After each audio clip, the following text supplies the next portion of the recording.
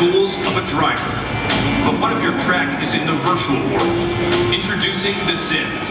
Some drivers have the experience. This is our territory. It's about competition and victory. Formula E sends the best wheelmen from the world of electric motor car racing into this realm. It's very exciting. It's mixing both worlds. I'm very competitive. I want to win at everything I do. I will push every lap, every corner, every braking point. I'm always here to win. They will step out of the streets and into the pods. Where 28 pro drivers race against sim racers. Racing virtually on the Las Vegas Strip with a track that no one's seen. With $1 million waiting just across the finish line.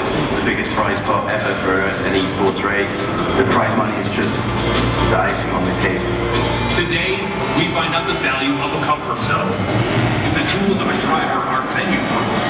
And if the risks pay off in the city where luck sometimes makes all the difference. This is the Visa Vegas E-Race.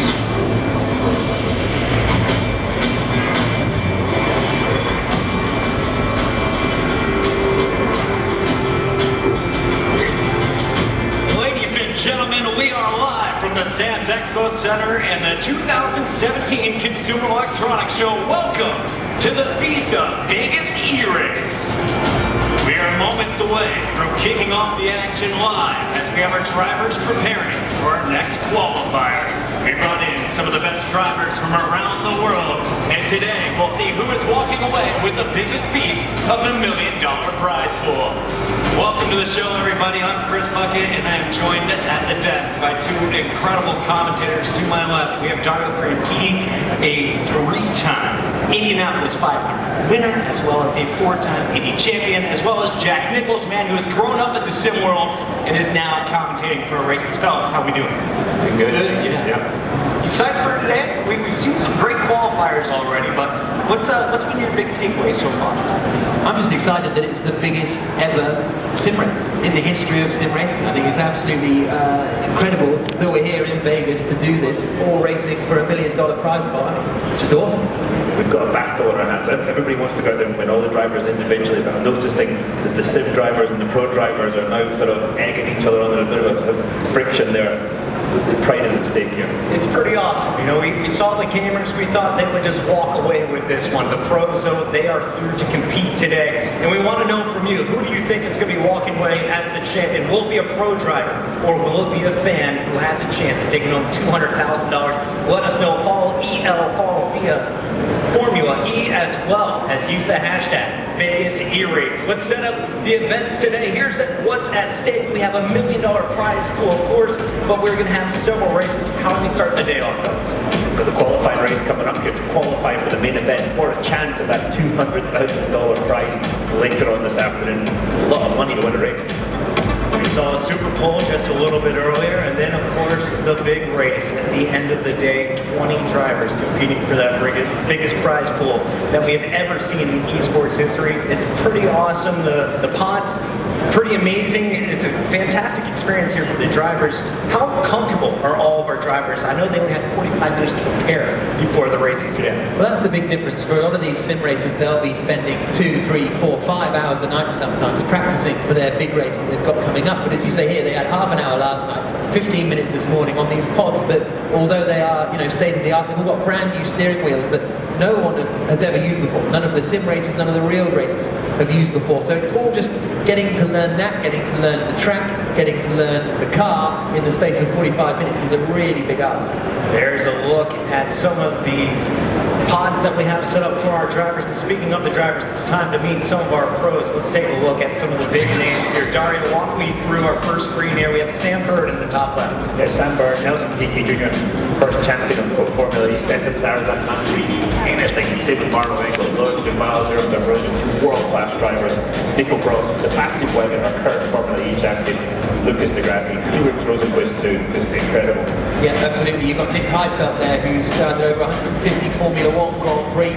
You've got Oliver Turvey down there. He's actually the sim driver for the McLaren Formula One team. So he's going to be hoping to have a good weekend as well. Antonio Felix da Costa, Jean-Eric Vergne, another man who's raced in Formula One. So it really is one of the most talented grids out there. But as for the sim drivers, Gregor Huttu in the top left, he's arguably the best sim driver of all time. But the sort of young upstart, I suppose, is Bono Guis, 22 years of age. He too has won an awful lot recently. Graham Carroll in the middle there, and David Greco, those two have done some real life racing as well earlier on in their lives. There's a lot of adrenaline here in the venue. I know our drivers are pumped to get into their first race. Before we get to the action though, let's take a look at what our drivers had to say about the big event.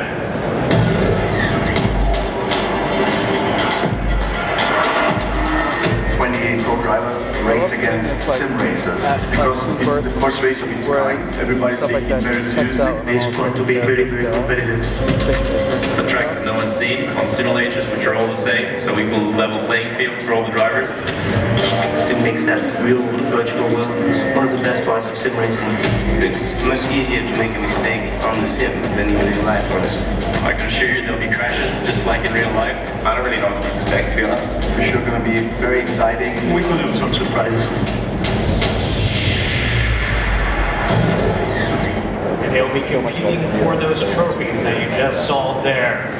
Dario, one of the coolest parts of this event is we have created a track built here in Las Vegas. Can you walk us through here? Let's take a lap.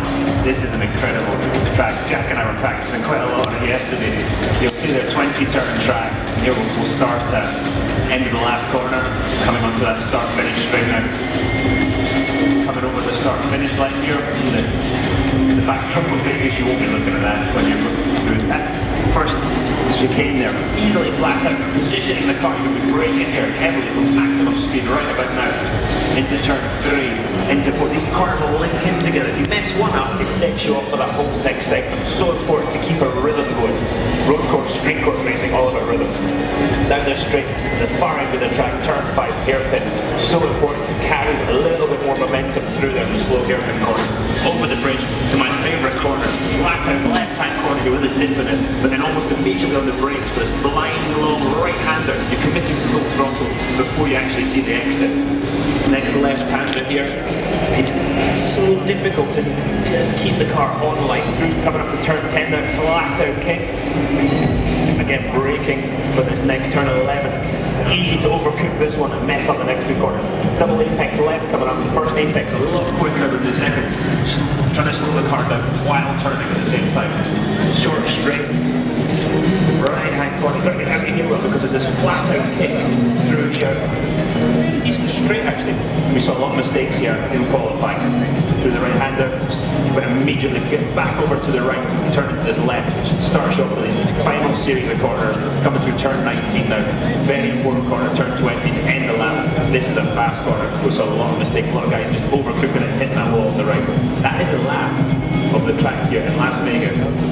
Great track. I'd love to drive this one in real life. Jack, you were having a lot of fun in practice yesterday. You and Dario were going toe-to-toe. Now, what did you learn by watching and driving yourself? We watched the qualifiers earlier today. What did we really see? What is your takeaways on this track? I learned I'm not quick enough to race against these guys. That's one thing I learned. But it's a really tricky track, and you do see mistakes, as we just saw there. I think that was Nick Heidfeld running wide in the early stages. This was in the qualifying groups earlier on. In the second qualifying group, we had a very quick driver called David Greco.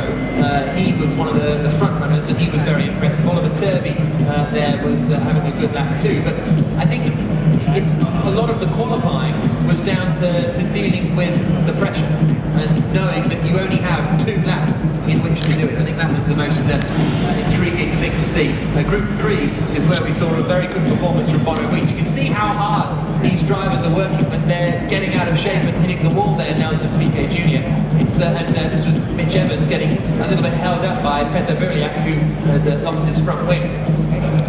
But high fives to Bono Guis, as he was the quickest man of anyone in that third group. Qualifying group 4 came along, and Antonio Felix da Costa was one of the guys we were expecting an awful lot from, really. He'd been very quick in practice earlier on. Also out in that group was Felix Rosenquist for Mahindra, and he was incredibly impressive, and he booked himself a spot in that pole position shootout that we've done a little later. And then the 5th and final group saw some very experienced drivers out there. Sam Bird made his way out onto the circuit. He would eventually qualify down in 17th position.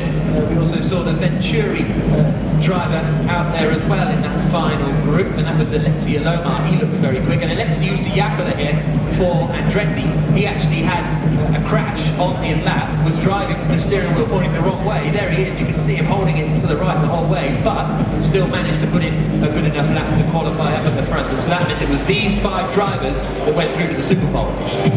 And Dario Izbano finishing with the fastest time. We saw Felix the Pro, though, right behind him. It's not just the Sims here in our final 5, some pros showing face. There was a big cheering out from the pros when Felix was at that time. And these are the other drivers that have qualified for the race later on. They don't have to qualify again. Ollie Pakula, Patrick Holtzman, Gregor Muto, Enzo Benito, and Alexei Alomar, all sim racers. Here's a look at your top 10. Let's send it down to the floor, though. We have Nikki with one of our sim racers. Thanks, guys. I'm here with Ollie. Gotta say, congratulations. You've secured 6th place on the starting grid. But how does it feel to be racing against professional racing drivers? Not something you're normally used to. No. We race only online, and you don't see the guys, you don't know the guys, and being here, it's quite phenomenal. And P6 out of it, it's great. I mean, I could have done better, and there's always that tiny bit like, oh, so close. I lost the Graham 4000s, but still, it's amazing. So who do you think the biggest competition for you is today? Who's the man to beat? Everyone, of course. I feel like I can start from P6 and